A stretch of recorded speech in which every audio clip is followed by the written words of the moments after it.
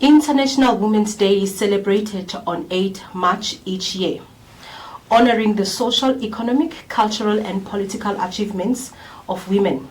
In South Africa, Women's Day is commemorated on the 9th of August each year, honoring the historic 1956 March Against Apartheid passed law where thousands of women protest their rights and gender equality. You are tuned in on Kofifi FM 97.2 and you are watching us live on the Facebook page of Randburg Clinic School. Please stay tuned. Do not forget to comment, to like, to share. Because today we are joined by women who are here to empower others. I'm joined by Council Flora Boltman Maboa, the Deputy President of SALGA. SALGA, South African Local Government Commission. Welcome and good afternoon. Thank you very much for inviting me, and good afternoon. Please tell us a little bit more about yourself and welcome to the show. We're really honored to have you here. Thank you very much. Again, I'm honored to be invited here to come and talk about very important issues in the country, in the world. My name is Flora Maboa-Boltman. I heard you said Boltman Maboa, but it's the other way around. Flora Maboa-Boltman. Oh. I'm very young, born in 1960. I celebrated my 65th birthday in May. So I'm fairly young. And I enjoy it. I was born in a very rural area. My dad, who is no more, and my mom, who is no more. I was lucky to be born from people who had names from the Bible. Okay. I'm citing that deliberately because my coming from and my going to will tell you why. My father's name was Joseph. Oh, okay. And my mother's name was Maria. Oh, what a coincidence. So they brought us up. We are born during those years when morals were not supposed to be compromised. And we were taught how to respect. It was a must. And that's how I am. I went to school in that area, Standerton area, the Standerton district. I went to school there, then I moved to Meadowlands. Went to school there, but came back to Standerton General Secondary School. Got my matric there, and then I started working. I got married, of course, with 2 kids, Kahisha and Marona Maboa, but unfortunately divorced, got married again to the Boltmans in Athlone, Western Cape. We are staying in Sekunda, King Ross, to be specific, and I'm happy. But then at school, I started joining SASCO, and I joined the movement, you know, as a young girl. You want to see yourself. Leadership skill is in the blood.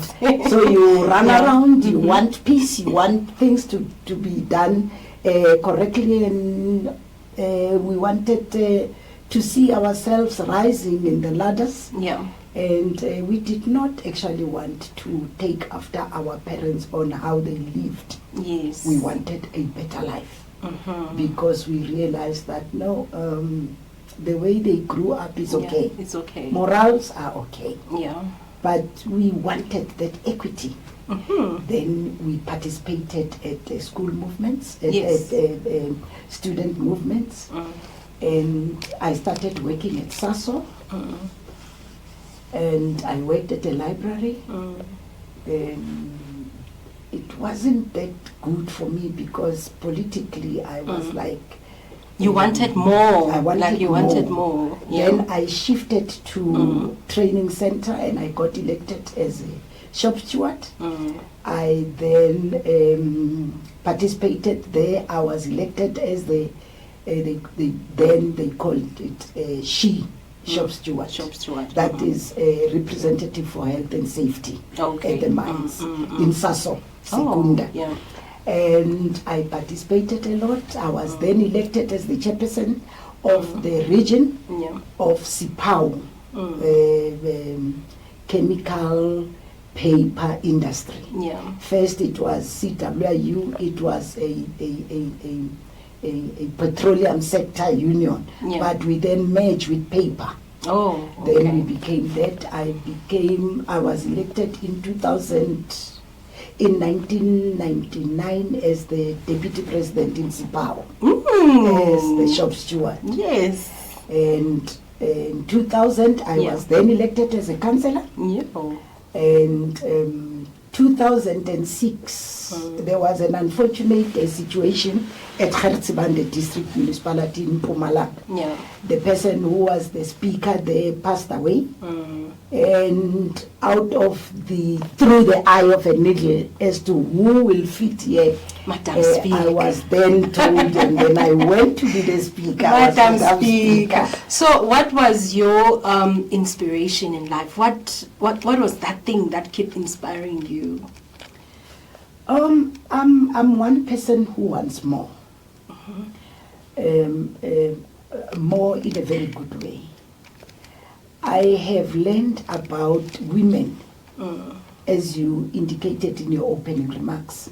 Those women in 1956 who through thick and thin wanted peace. You know, in those years, it was not fashionable to walk and face a white person. But those women, though their husbands were telling them not to, but they left them and they moved on. And they have achieved, not all, a little, but they were blocked. So I wanted to untap or to tap into that and walk forward and achieve as they were yearning to. So you were born in those difficult times where most women were oppressed in terms of there was no gender equality in higher positions. And then what pushed you, like what pushed yourself like that much to say, I'm not afraid to be where I want to be. I'm not afraid. I mean, it was not as easy as now when you talk of children who are born in 2000s or late 90s. You are able to be the principal or to be the president of something, but where you were born, you were very limited to such career positions. What's that thing that kept pushing you? And have you ever had fear of leading men? I don't think if I had fear of doing that. But what pushed me, let me start there. What pushed me is that, maybe correcting you earlier, that equity on women, we did not start there. Because the issue of women started later after we wanted liberation. In 1976, I was staying with my aunt in Middlelands Zone 1. When those TAT and whoever things started protesting on starting with Africans, though the aim was not only Africans. The aim was to say we want to get to be equal as South Africans, not as females and males. We first wanted that liberation for everyone. And we knew that if as young people we are not pushing forward, as I told you earlier, that our mothers were stopped by men to say, don't do that, don't go to straight home, don't do that. But women forced the matters because they knew that their kids are going to do it and let them start it as females. Now, we then realized that if we achieve liberation, as I indicated, we will want more. If we achieve liberation, we were all of us there. Yeah. But let me tell you, when we achieved in 1994, it wasn't easy. All males moved forward. Not only white people, even our black counterparts. Yes. They thought they must benefit on everything. Yeah. And as I indicated that I was in the union, Yeah. we started at the union level and we said, why is the president, the deputy, the secretary, and the treasurer, all are males? But we are from the industries, all of us, and at industry level, we are fighting for the pay of the payment, the salaries must be the same, equal. Oh. But why in the positions we live in this man to lead us and we are not worried about, no, we cannot. But we then started low. We did not go to 50%. Yeah. We started saying we want 30%, at least a quota of women. And to want that, to need and want to be in that position, you can't sit down because you will never get anything. Yes. So we had to stand up and face these males and say, listen, out of the 5 of you there, please put at least one, we started there, at least one female. Yes. And you know what is difficult in any structure? Is to look for resources. Now, if you want to get there, people will always say, yeah, women can come in and they can be treasurers. Yeah. You can be the provincial, national, or regional treasurer. We accepted. Yes. But then we said, no, we want a woman structure. Yeah. Then we established women structures.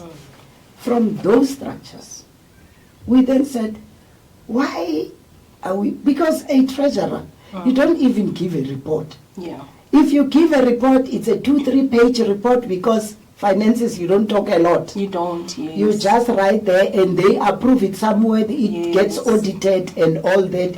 You come, you fold your hands and the chairperson will speak, the treasurer, and I mean the deputy, the secretary, the deputy, you will be left behind.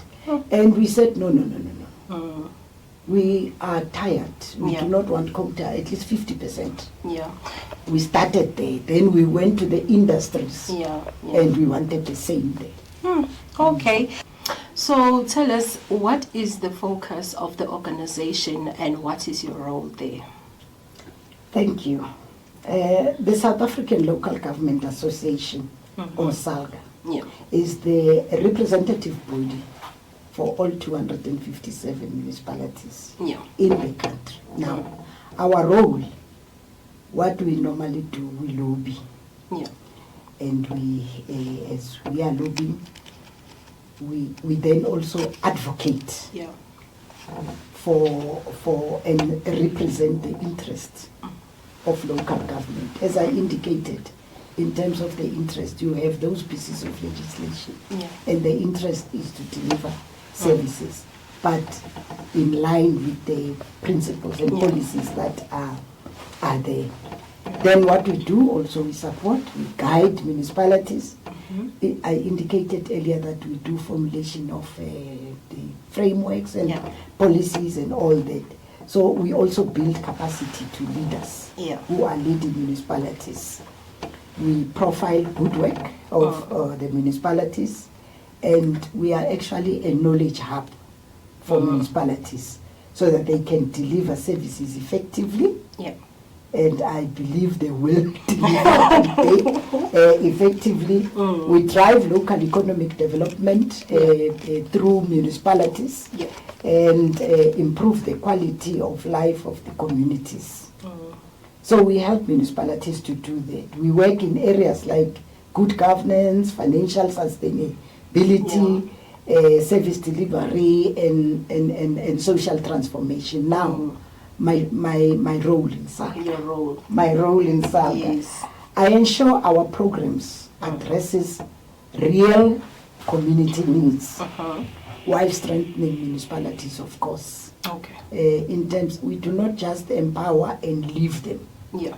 We empower and make follow-ups and go to them and check if they are doing well. If not, we can push until that far. It's done. And this includes policies, as I indicated, and advocating for them, building partnerships and driving initiatives that provides inclusivity, and especially for women and youth. Yeah. And I want to indicate that today I brought somebody younger than me who is serving in the youth structure. Listeners, please stay tuned. Someone younger than her is coming. Please stay tuned and be empowered. In what way is SALGA assisting those in need in communities, clinics, or just in the community at large? In what way are they assisting those in need? Okay. SALGA's impact is very much indirect. Earlier I spoke about the parties in local government. We are doing work indirect but very powerful. We empower municipalities to mainstream vulnerable groups.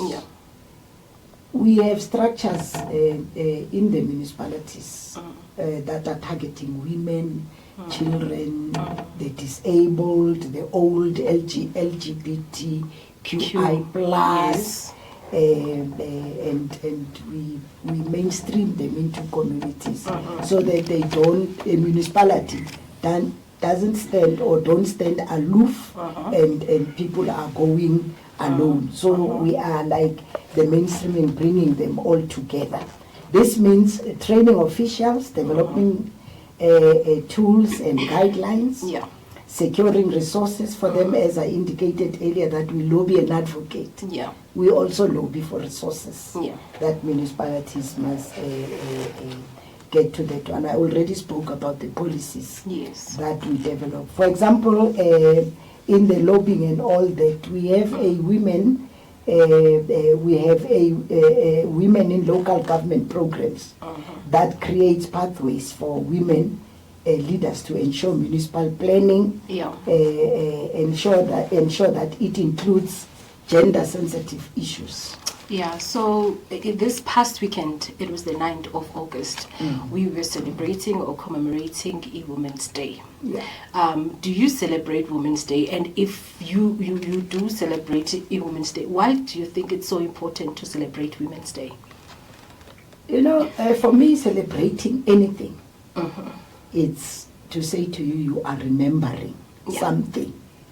Now that there were women before us who moved, and we are standing on their shoulders today, who paved a way that we are sitting in these positions today.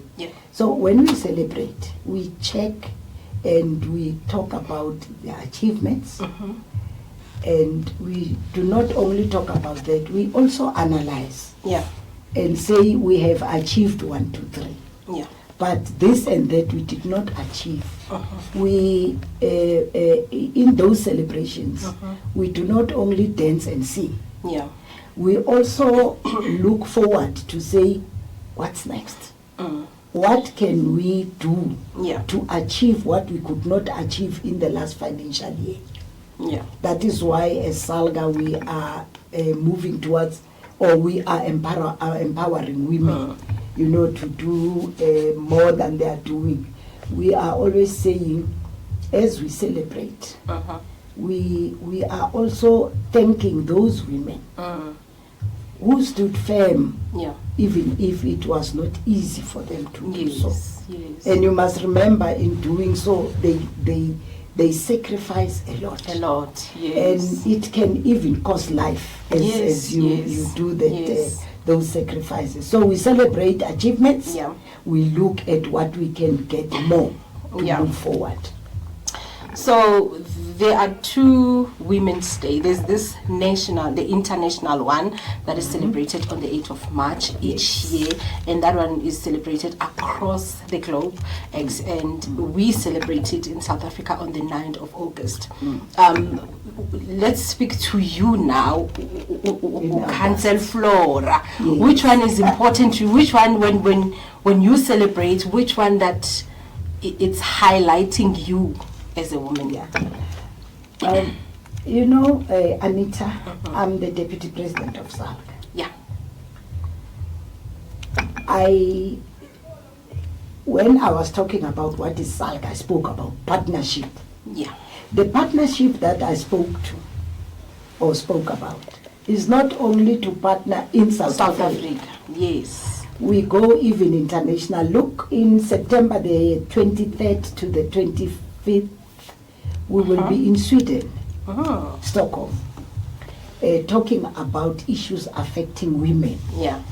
I indicated that I brought a young person. I'm invited by Russia. Wow. And Russia is saying to me, we want you to bring children, youngsters.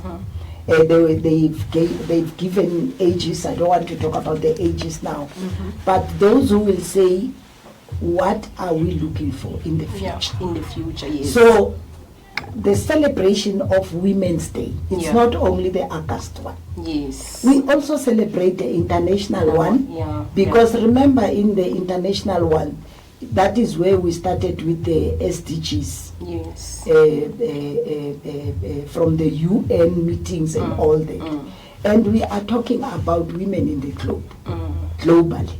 So on the 8th of March, we also celebrate, even if it's not going overseas and do that, but thanks to the proposals that came after COVID, that we can sit virtually. Yeah. So we sit and talk about issues affecting women globally. Yes. On the 8th of August.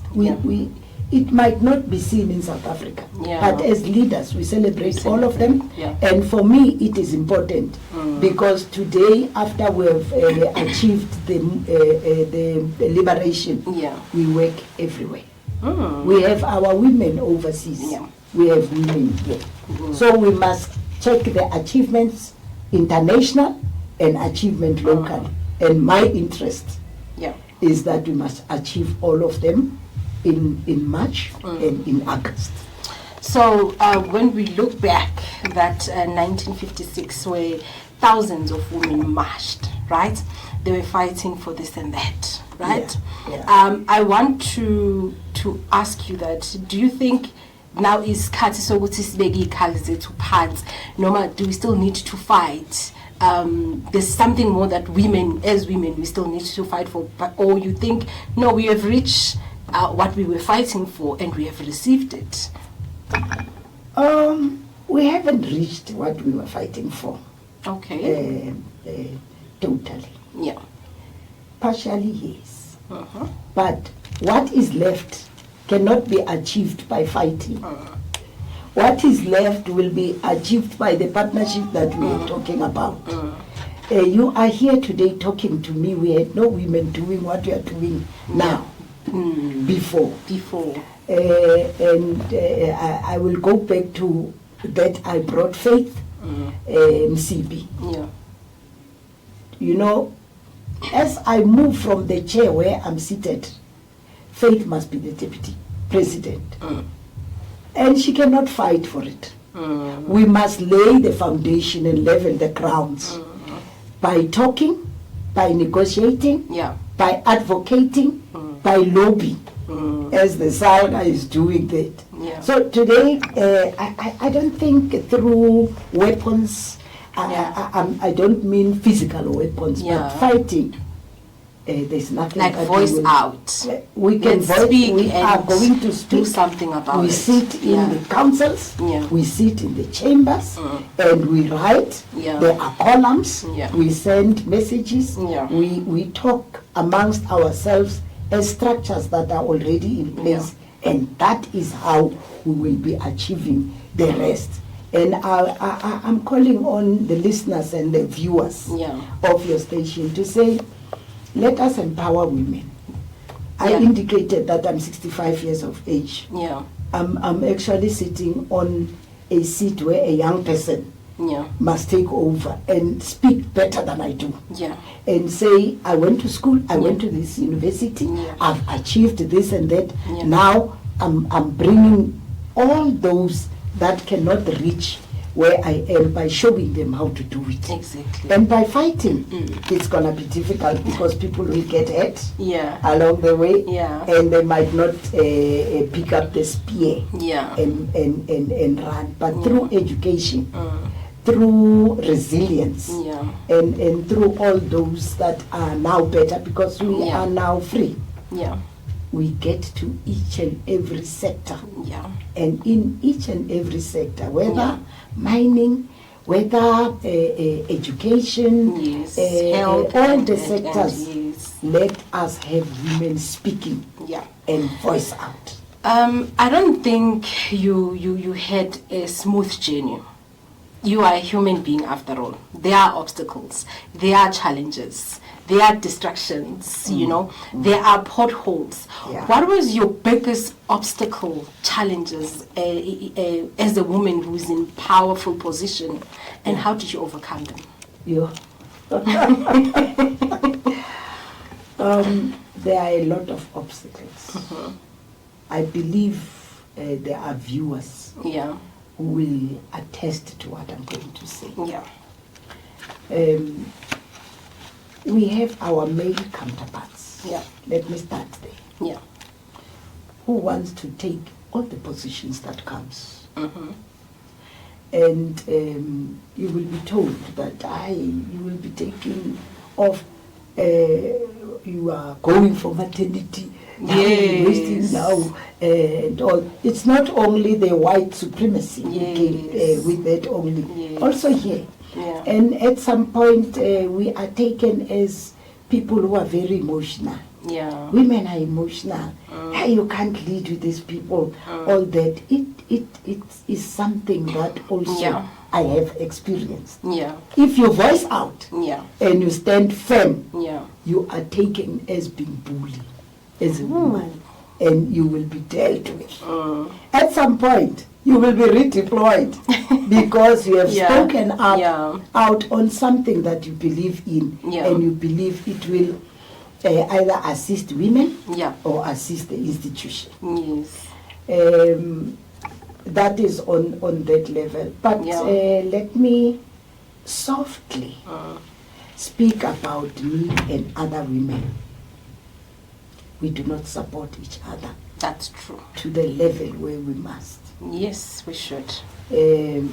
I hate talking about PhD, pulling head down syndrome. We've been speaking about these things for quite some time now. We must have grown out of that.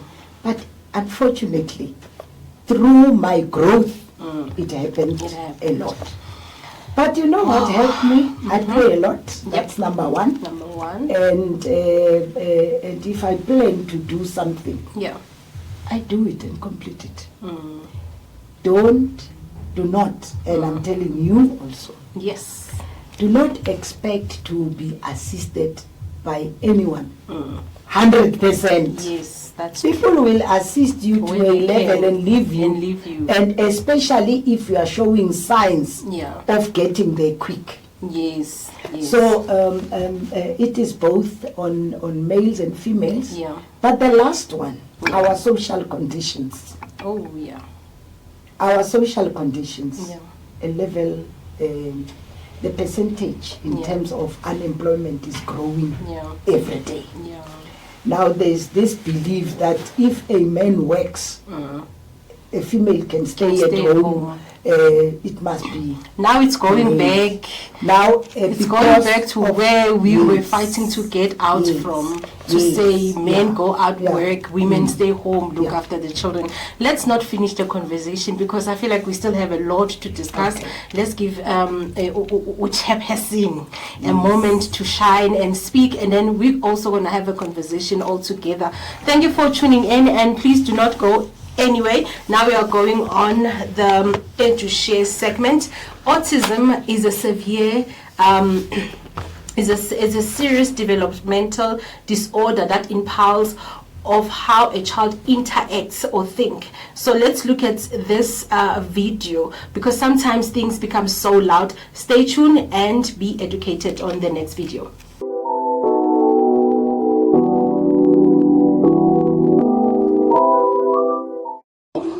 Hi there, I'm Mama. I like being in quiet places because that noises can hurt my ears. It make it hard for me. If you think you want to help me, just try to keep the noises down, or let me take a break in a quiet room. When I get overwhelmed, it helps me calm down and more relaxing.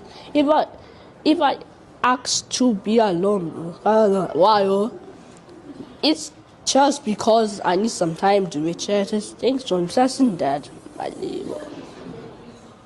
Wow.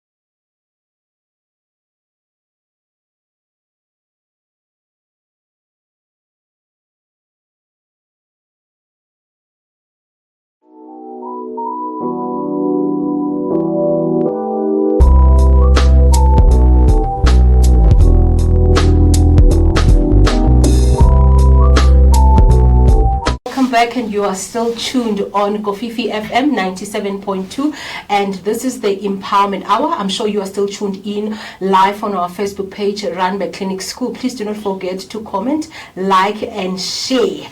I have another second guest on studio by the name Council Faithy, the chairperson Council Faithy Msibi, the chairperson of SALGA Youth Commission. Welcome. Thank you so much. I feel welcomed. Thank you so much for having me here, and good afternoon. Yeah, thank you for gracing us with your presence, and thank you for coming and honoring us as we are speaking about women who are here to empower other women. We were sitting with Deputy President right now. She said a very powerful thing towards the end of our conversation, that women, we do not like each other. And it's a fact, and that's one of the most powerful thing that has been oppressing us as women. So you are younger than Umadam, who still says, I am young.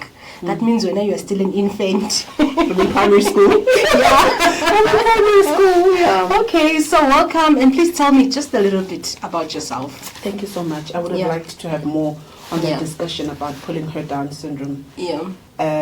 Because my experience of it is completely different, and it is because of women like her that have come before me. Yeah. But I guess it's a conversation for later. Yeah. So my name is Faith. I am from a township in Emalahleni. Emalahleni, the city of Cllr. It is a city that is in Mpumalanga, which is the province of the rising sun.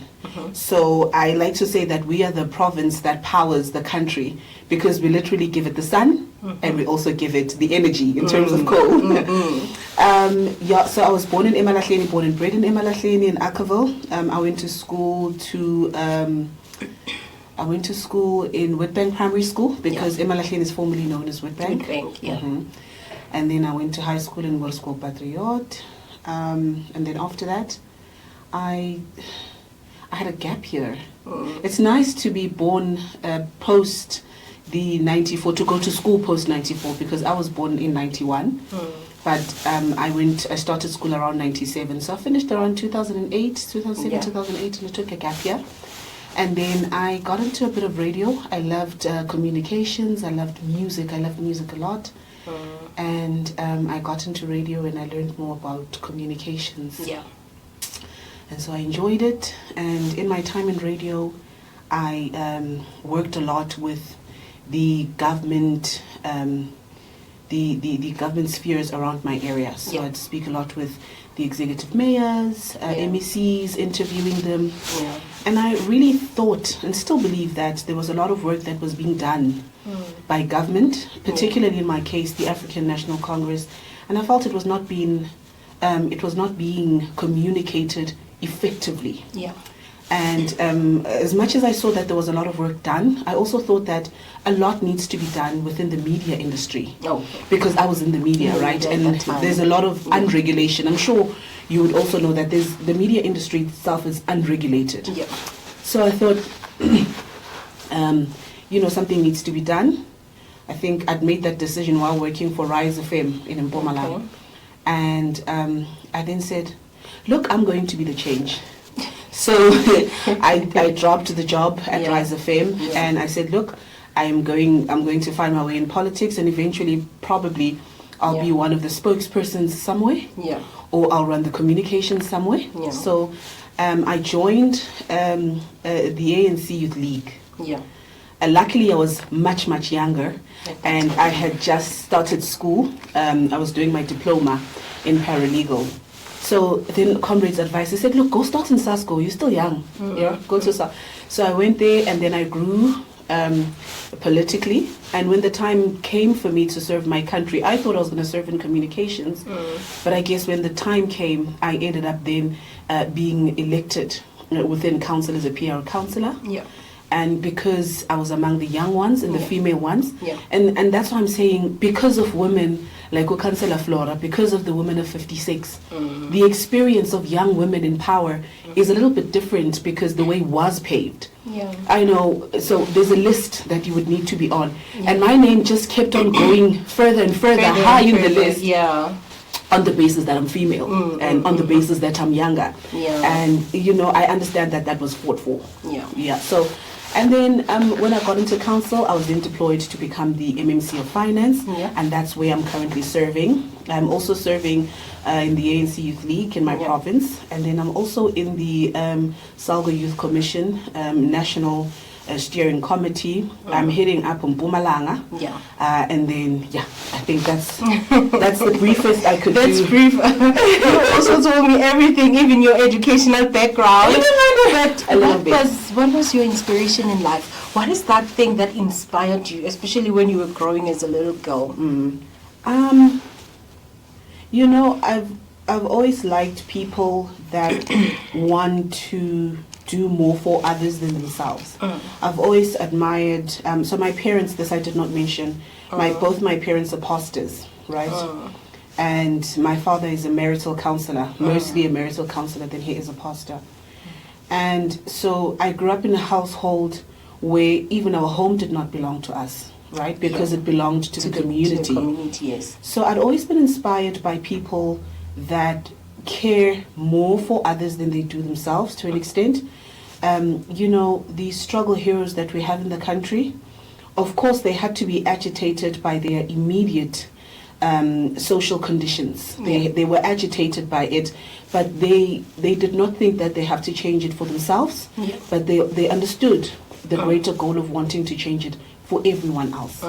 So I'm always inspired by people who are not afraid to, eventually when I took the decision that, look, there's a problem in media, no one is coming to help, I'm doing it. I'm inspired by people like that. And I think South Africa is very rich in terms of historical background in regards to figures that have a heart where they gave their lives for others. I mean, we're coming from Mandela Month. Mandela is from an incredible generation of people that literally lost their lives for the benefit of others. Yeah. And I mean, we are in Women's Month. You have women that were leading the 20,000 women that marched, because the 20,000 women that marched probably formed part of the 3-4 days that were leading up to the march itself. But you have other women that have had months, weeks planning this, being told, stop this. Being told, who are you?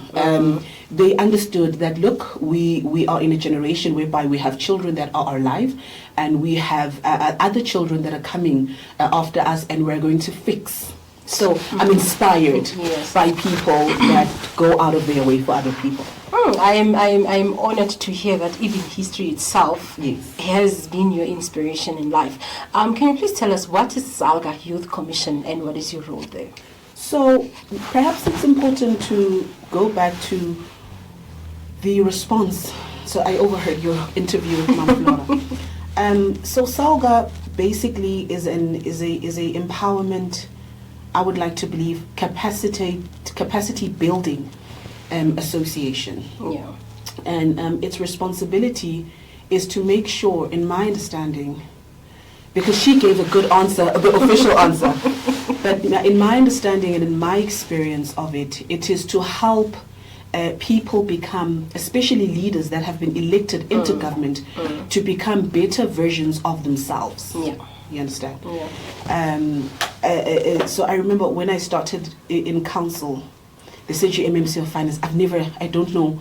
I don't know how to call a meeting. I don't know how to be chairperson of a meeting. I don't know what is expected of me. SALGA comes in, sits me down in a capacity building session, tells me this is what you need to do. This is actually where you are. This is how you do your job. This is how you best serve your community.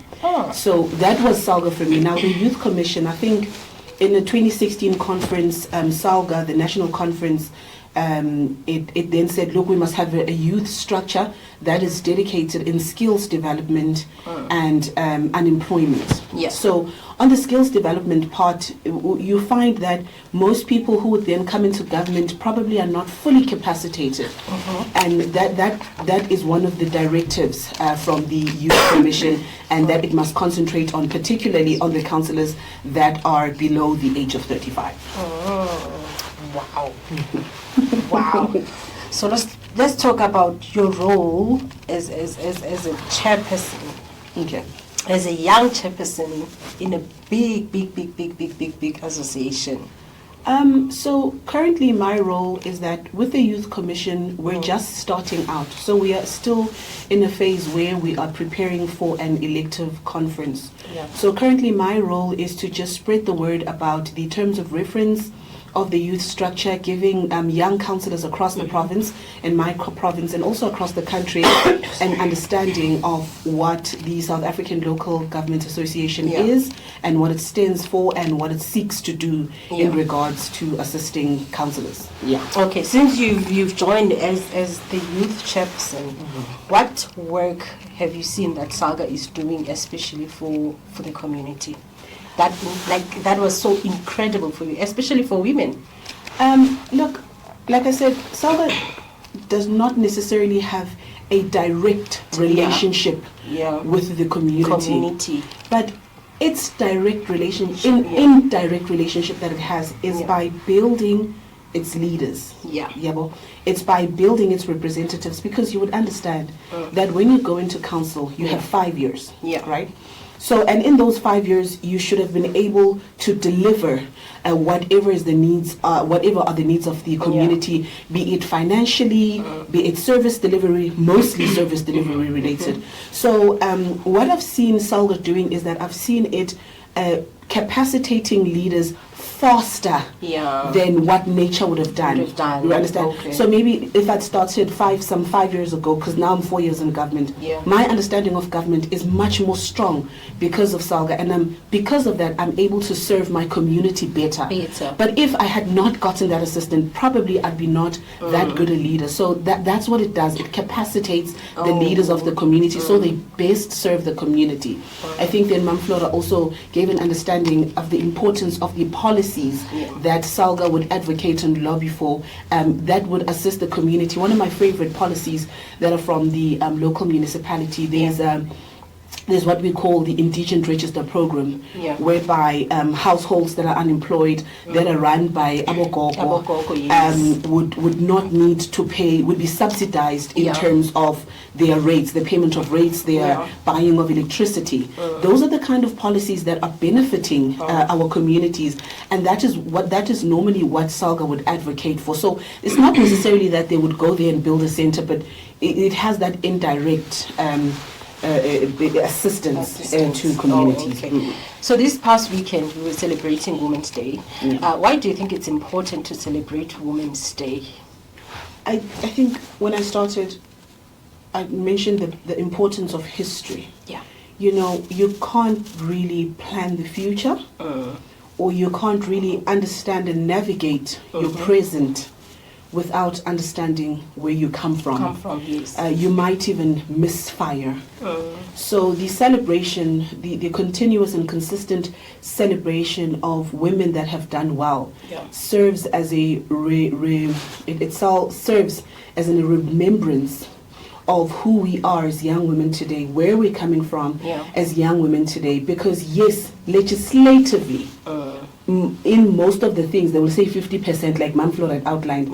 Those things assist, but there are still some challenges. There are still small systematic challenges that we're facing. And so we draw inspiration. The celebration of women assists us to draw inspiration and the courage of the ones that come before us, who were able to stand up for themselves and also for their communities. As a young person who got lucky, or blessed, let me use the word blessed. You got blessed because they were Mam Flora, who paved the way for us. I would include myself because I'm a woman, who paved the way for us. Do you think we still need to be inferior of the things that happened in the past, where women were fighting for certain things and protesting? I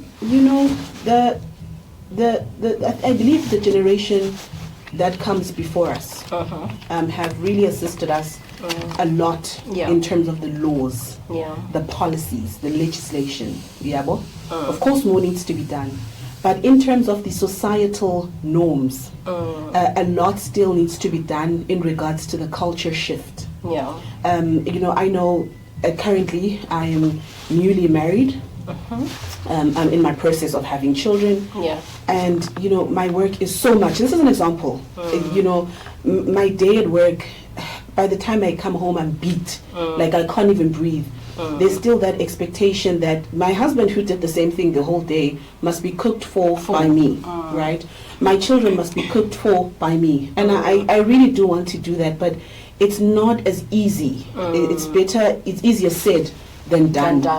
And you have, it depends. In my case, I don't have that challenge, but you probably have a mother-in-law that's breathing down your neck about how you're not performing your duties. You have your mother that's telling you how your husband is going to leave you.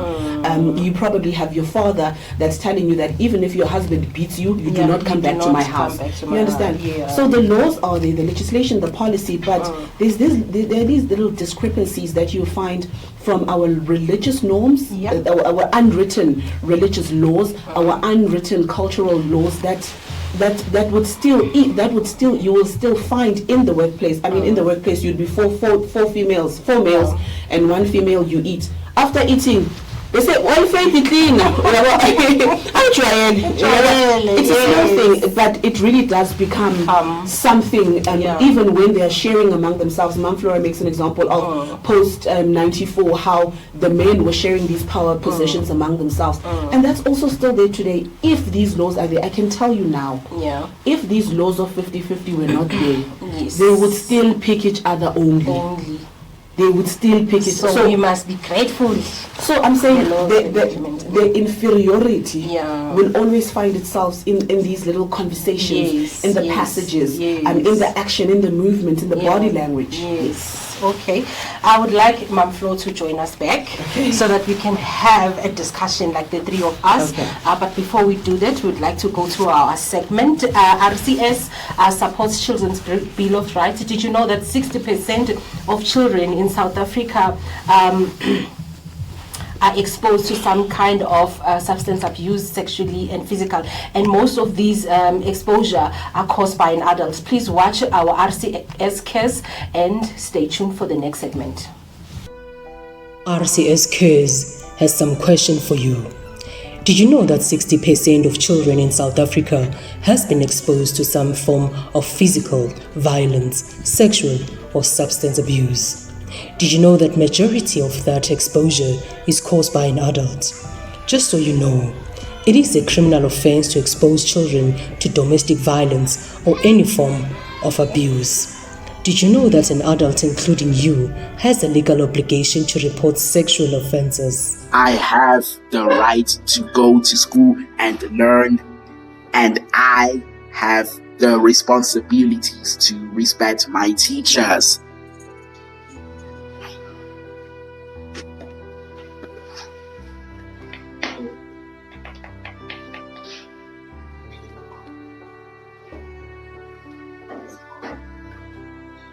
I have the right to a clean and healthy environment, and I have the responsibility to take care of it and keep it clean.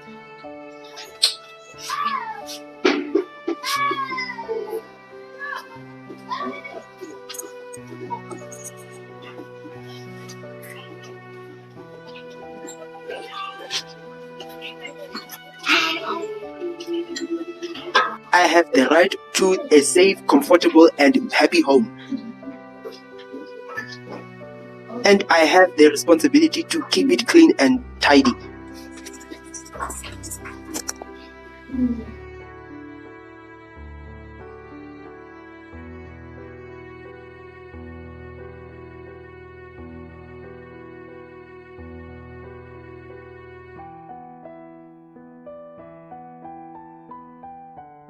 No. I have the right to good health care, especially when I am sick. And I have the responsibilities to take good care of myself.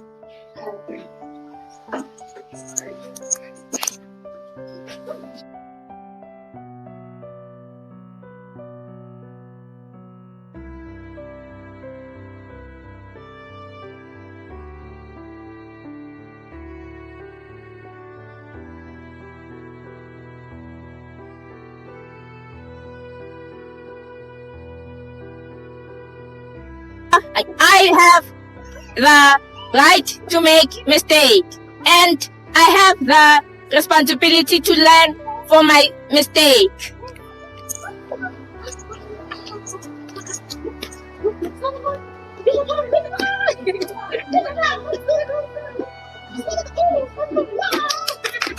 I have the right to enough food, and I have the responsibility not to waste food.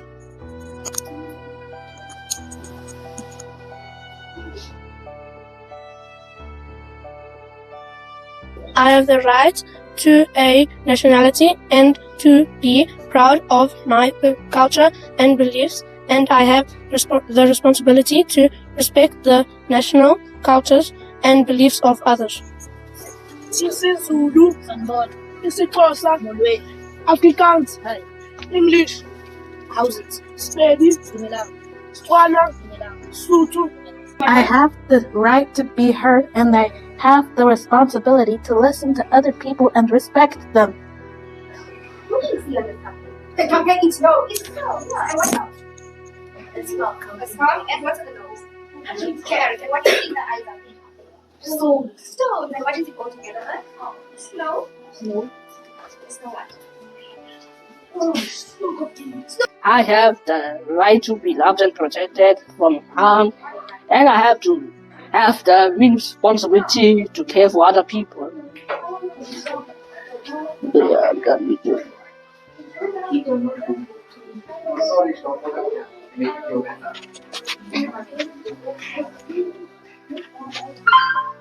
But today, we still have more adults exposing children to this form of abuse than those reporting it. I have the right to belong, and I have the responsibility to accept other people who are different from me. Please stop abusing us. Please love us. Please keep me safe. Please take care of me. Help me clean. Please give me enough food. I have the right to be possession. Allow me proud of my culture. I have a right to make mistakes. Children are our future. Let's build and protect our future generation.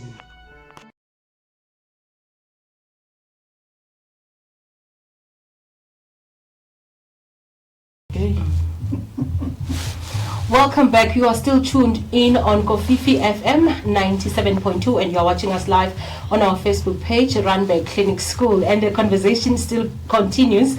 We are here with Deputy President of SALGA and the Chairperson of SALGA Youth Commission. Welcome back. Welcome back. Now I have put my puzzles together. My puzzles in one part together. Let's talk. What is the difference between International Women's Day nale yethu? Because someone will be like, there's someone out there at home who does not understand the difference. What is the difference, or is there even a difference between the two? The one that we celebrate on the 8th international and the one that we celebrate on the 9th of August. We might want, if I may start, we might want to talk about differences between the two, but it's not a big gap. We still celebrate achievements of women. Both are still celebrating achievements of women and reflecting and say, we were here, we were there today, we are here. So that is the same even here. But the impact on this one of August 9 is that we feel we were like it's the closest to us. To us, yes. There are people we can mention. We can say we had in Standerton at Ligwa, we had women like Abo Mamambagas. You go to Leandra, you can talk about Abo Mamumtswe. Yes. So it is very close to us. And issues they were fighting for are issues, some of them are still impacting us, impacting us in our lives. We are still struggling to get through. For example, culture. There are those women who are still saying, Uma esete. There are still those people who are saying, she spoke about being married. Finally, you give birth, you must serve your kids, your pregnancy, your husband, even his extended family becomes your extended family. Yes, your responsibility. And you get in there. So our Women's Day are actually there to at least bring a change in terms of that through celebration of August 9. There's a question I've asked Umam Flo, abantu besifazane, they have fought, and even when you're looking with history too. And I was asking her, do you think we have reached where women wanted to be, or do we still need to fight? Absolutely not. We still need to fight.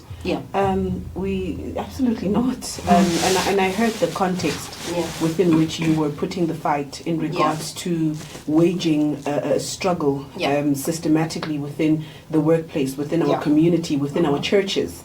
Look, a lot has been done.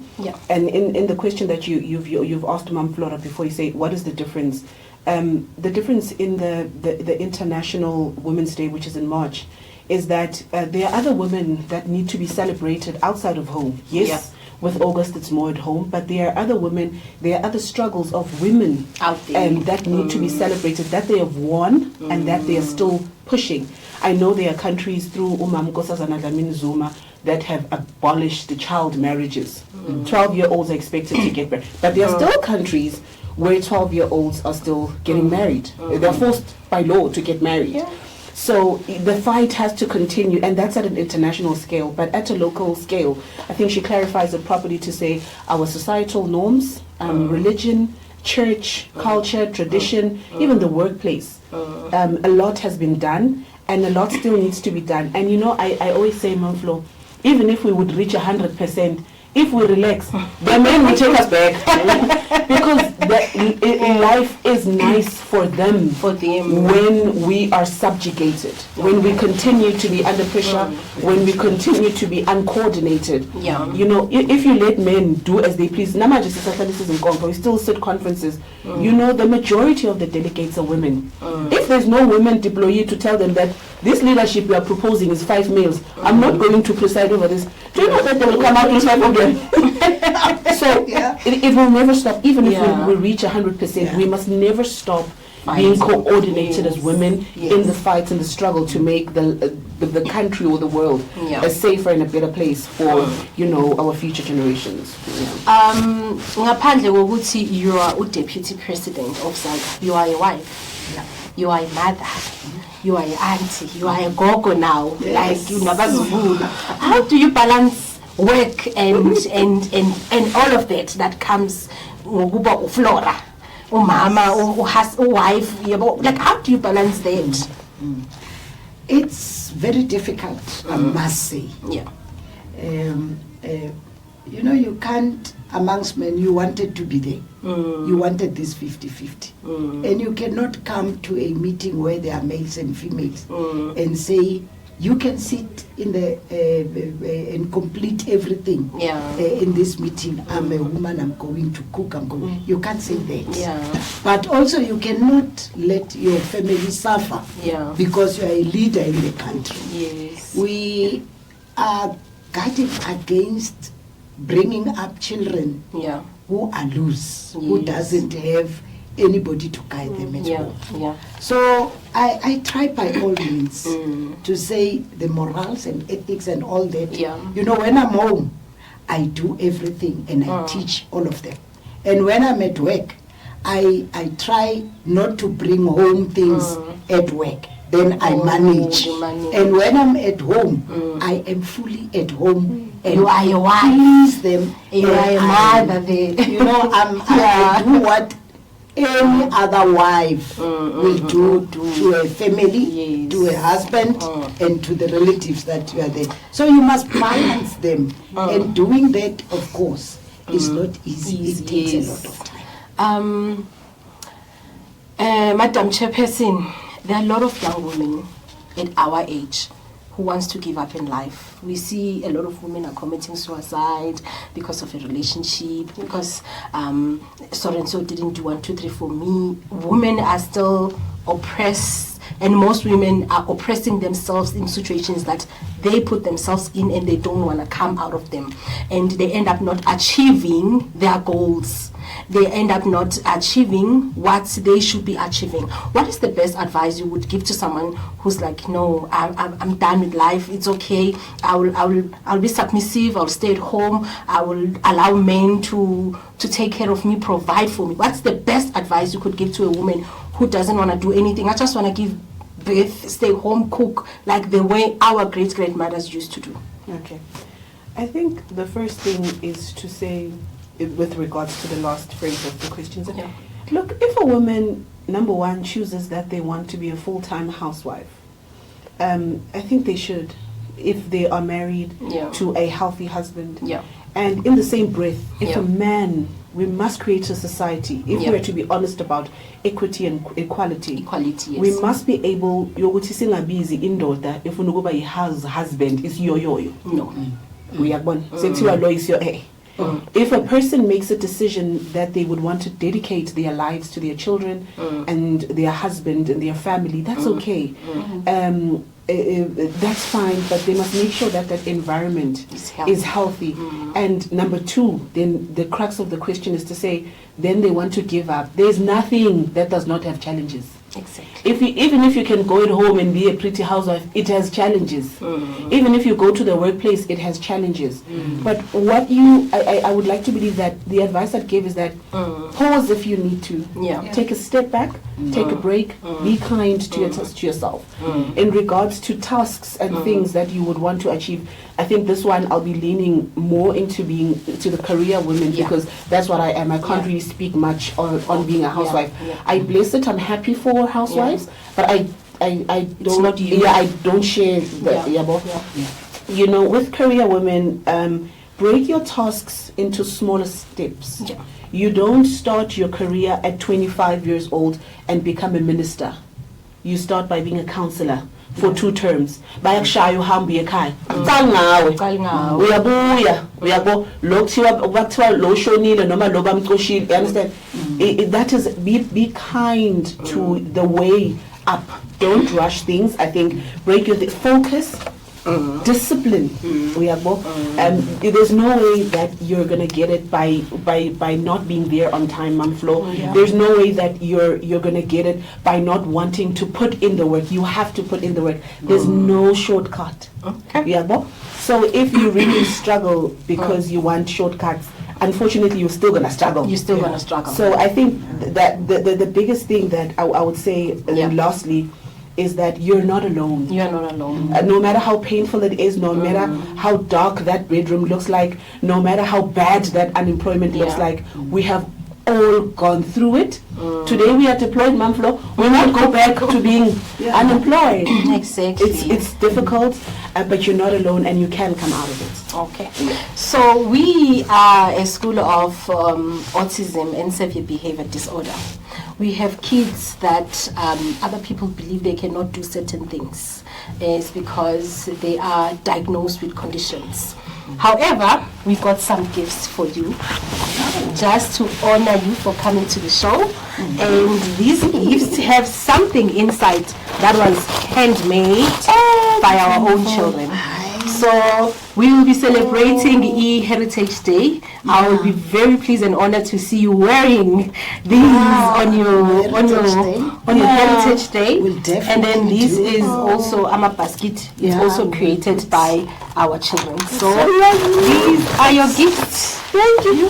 Happy Women's Day. They should have given me mine earlier. It matches. I could have put it underneath. I'm so happy that you came through. We're so happy to have you. We're really honored to have you here. And I believe even our viewers were very empowered at home by these powerful women who have fought to be where they are today.